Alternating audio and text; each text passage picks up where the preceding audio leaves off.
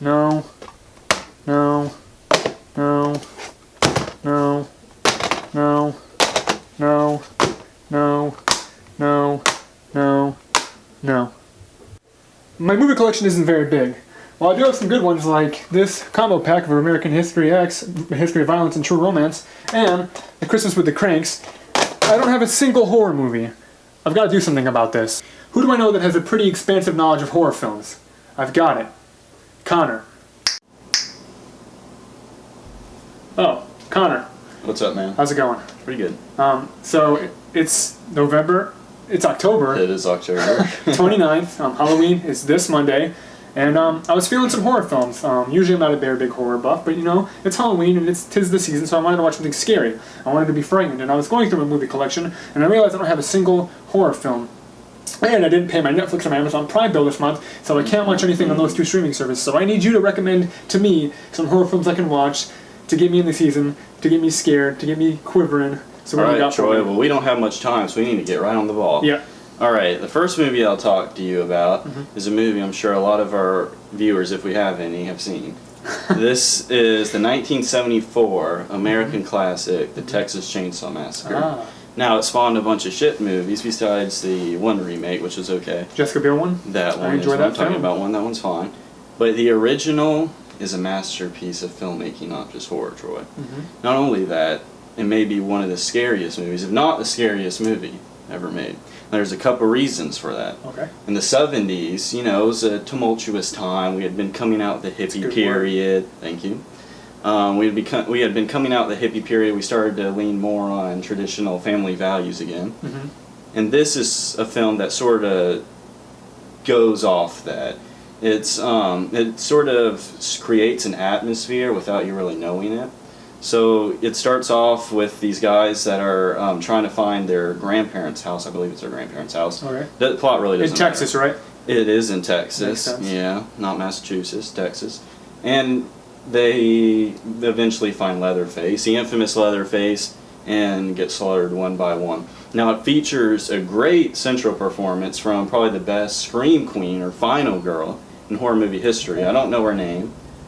I don't know why, but I don't. But she gives a really good performance. Like, it's a genuinely good performance. The movie is real creepy. Again, it like sort of builds on the atmosphere and the dread without you even noticing it.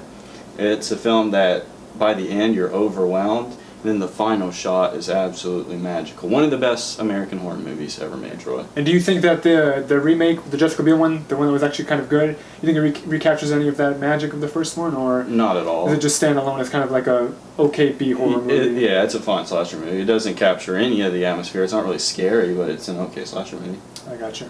So Texas Chainsaw Massacre, the original. The original. You got it. Definitely good. Now the second and I believe the third one too were also directed by the same guy. Anthony McConaughey's in one of them. He is. He's in the one with Renee Zellweger.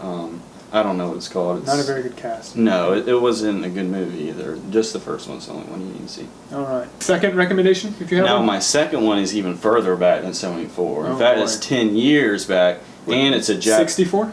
You are correct. 64. And it's a Japanese movie with subtitles. I don't know if this has turned y'all off already, but it is a movie by one of the greatest filmmakers of all time. Okay. And that movie is Kwaidan. I hope I'm pronouncing that right. It's by Masaki Kobayashi, one of the greatest of the Japanese directors, one of the greatest of the directors, period. And now this is based off of a book that a white dude wrote about Japanese horror. Like, Okay. it's a collection of short stories. And Masaki Kobayashi picked, I believe, the best four, or the four that appealed closest to him. And so Kwaidan is where we get a lot of our typical J-horror tropes from, like the girl with the long black hair over her face. A la The Grudge or The Ring Yep, movies. exactly. Or like the snow, like, ghost that comes up and like the snow is overwhelming a town or something like that. Now, there's two shorts in there that I think are really good, and that's what I'm going to focus. They're all real good. It's one of my favorite movies ever. Now, the first one is, I think, the best. It's about a Japanese guy who lives with his woman, and they live, they're in love, but they live a poor life. Okay. Well, he finds a way to become a samurai, and he takes this route, but he leaves behind his wife. Now, eventually he realizes that this isn't the way he wanted, and that the material things aren't what he wanted. And so he returns back home, and then that's when things get pretty creepy, and then the ending's absolutely shocking. Now the next one that I want to talk Creepy about. how? Don't spoil it for me, but what are we talking about? What It's occurs? supernatural. Supernatural? In a house, sort of surreal vision. He's seen things that may not be how they really are. Okay. It's very good. Now the next one, I can't. That is about. There's actually a movie coming out this year called The Snow Queen. That's an adaptation of the same short story, not the short story from the movie, Who's but from making the it? book. A Japanese. Does it seem promising? Yeah, it's getting real good reviews. It's been Oh, showing at all the nice. film festivals recently. Just showed at Tokyo Film It's called Festival. Snow Queen. It is. That's what this one's called. And this short is about, in Quieten, is about two guys who are traveling through a snowy land, Mm-hmm. and then eventually one of them dies by this this ghost who puts a curse on the one that she lets go. And then he continues to live his life and finds things sort of destroying his mental stability. And so it's a real psychological film. It's not so much boo scary as it is unsettling, and I like gotcha. it's creepy. Which is scary in its own right. It is. You don't. It doesn't have to be a loud noise or a guy with a knife scaring Of you. I like course. psychological horror. And you for won't sure. get any blood or gore or anything like that. Which is I don't know if you know this. You probably don't. I detest blood and gore for the most part. Some directors use it Understandable. tastefully or know how to use it, but for the most part, modern horror movies, like anything directed by Eli Roth or any of the Saw movies, or just like torture porn. I hate movies that are gory just to be gory. I can't stand it. So I think I would like something like that. Well, the good thing is, Troy, is we have some more movies we're going to be talking about. So we've got a chainsaw wielding maniac, and we've got some We do.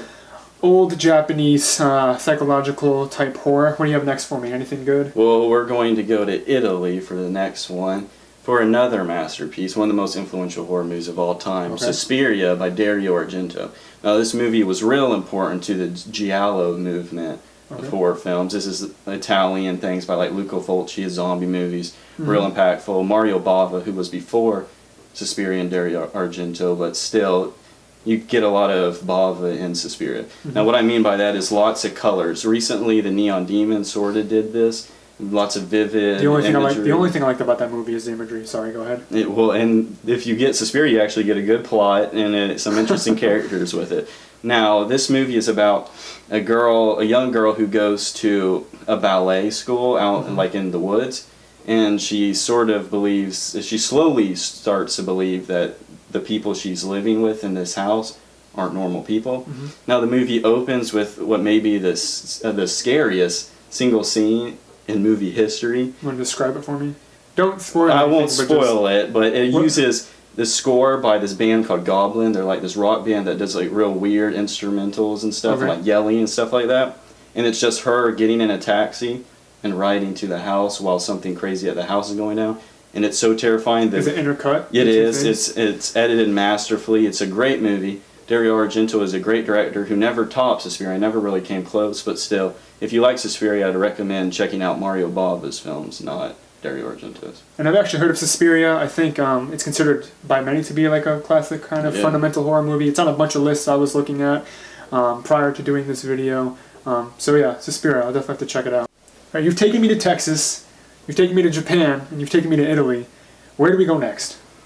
Well, we're gonna have to go back to Japan, Troy, but this is a okay. lot different than Quieten. This is a movie that might not even be classified as horror, but it's very psychologically unsettling. Well, I think the classification for horror is they're very vague. And Yeah, broad. that and It's a wide encompassing genre for sure. yeah, and that's why lots of movies that are considered the best have sort of like horror elements infused in them. Loosely horror films. Yeah. Well, this movie is Woman in the Dunes, one of my favorite movies ever, and this is the best. In my opinion, this is the best movie that we'll be talking about today. Okay. Now, the thing is, though, is this movie is perfect for Halloween because it's that creepy stuff. You know how slasher movies you can watch whenever if they're good and you get a good time. This feels really like sort of Halloween-y, like it sort of sets an atmosphere and whatnot. Now, it's about insectologists, if that's what they're called. I don't know, some scientist that studies insects. He goes. That's probably not the way. But Probably okay. not. We'll just whatever. move on. He goes to the dunes in Japan, the sand dunes. I didn't know there were sand dunes. Maybe there's not, but Okay. whatever. Probably, I would imagine. I would hope so. Yeah. And he needs a place to stay because he finds out that he's found an insect that he's very interested in. Didn't think he'd find it there, but he did. And he needs to stay overnight. Now, the town people guide him to this giant pit that's submerged in the ground. There's like a hole in the sand, and you have to take a ladder to get down to this house that's underneath it. Now, he goes down there, stays with this woman who's very nice, cooks some rice or something like that, and he sleeps there. Well, when he wakes up, the ladder is gone, and he's learned that he is forced to live down there with the woman, as have several men who have passed through the city. Or not the city, the people's community or whatever it is. Now, he battles with his wants to find this insect and also a battle of personal responsibility after he discovers that he's going to be staying here for a lot longer than he intended. And he also sort of slowly starts to fall in love with the woman who's keeping him captive. Also, there's some great scenes involving the townspeople, egging them on to do violent stuff. It's a real good movie, masterfully directed by Hiroshi Tishiguro, I think is his name, and based on the book by Kobo Abe. I think this is much better than the book. Okay. It's a masterpiece, one of probably the 10 best movies ever made. Very underrated. Hiroshi Teshiguro actually got a Best Director nomination at the Oscars way back when this was made, so that's how much people really admired the directing. That's awesome. Yeah, I'll have to check it out. It sounds great. I like the concept. It's different. We don't really get stuff like that in modern day horror movies. Yeah. Very surreal. They're all pretty straightforward. Not many of them do anything new or inventive, so I'll have to check that out. Well, I appreciate that, Connor. You gave me a lot to think about. A lot of good movies from directors, aside from Suspiria, and I guess Texas Chainsaw Massacre that I've never heard of. So you're really broadening my horizons in cinema, especially in the horror genre. If I had to recommend a movie for Halloween, maybe it's not a classic, and it's not as influential as your films are, but I think Trick or Treat is a great little anthology horror film. It's so good. It embraces all of that B campiness that you got from earlier horror films, and it's smart, and it kind of subverts tropes and cliches from modern horror films, and it's just a really enjoyable film. I think all the stories have something to offer for everyone. There's like creature stuff in it. There's the slasher stuff in it. I don't know. It's all really good. I thoroughly enjoy Trick or Treat. If you haven't seen it, you need to see it. It's very good. It is. It's a very good movie. Yeah. Love Trick or Treat. Love watching that on Halloween. Perfect. Yeah. Thanks for watching, guys. We appreciate that. Let us know what you think in the comments. Your favorite horror films you like to watch on Halloween. Maybe they're good, or maybe they're just like guilty pleasures that you watch because it's that time of year. Just let us know in the comments, and as always, like, comment, subscribe, and share it with your friends.